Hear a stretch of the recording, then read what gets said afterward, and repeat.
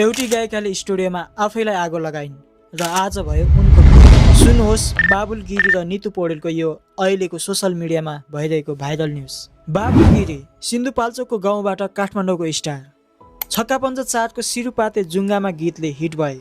धेरै गीतहरू कम्पोज गरिसकेका छन्, तर उनको जीवनमा एउटा सिक्रेट स्टोरी लुकेको थियो। नितु पौडेल उनी 30 वर्षीय गायिका, उनीहरू प्रेममा थिए भन्ने खुलासा भएको छ। शनिबार अनामनगरको बाबुलको स्टुडियो सिङ्गर तथा मोडेल नितुले आफैमा पेट्रोल खनाएर आगो लगाइन्। बाबुलले आगो निभाउन खोजे तर भए आफै घाइते। नितु कीर्तिपुर वन अस्पताल पुगिन्, तर 90% जलेको शरीरले साथ दिएन। आज बिहान उनको मृत्यु भयो। नितुको परिवारले बाबुलमाथि जाहेरी दियो। 9 वर्षदेखि लभ रिलेसनमा रहेका थिए बाबुल र नितु। प्रहरीले बाबुललाई सोधपुछका लागि बोलायो। नितुले किन यस्तो कदम चालिन् कमेन्ट गर्नुहोस्। कसको गल्ती छ यसमा? सेयर गर्नुहोस् र थप अपडेटका लागि सब्स्क्राइब गर्नुहोस्।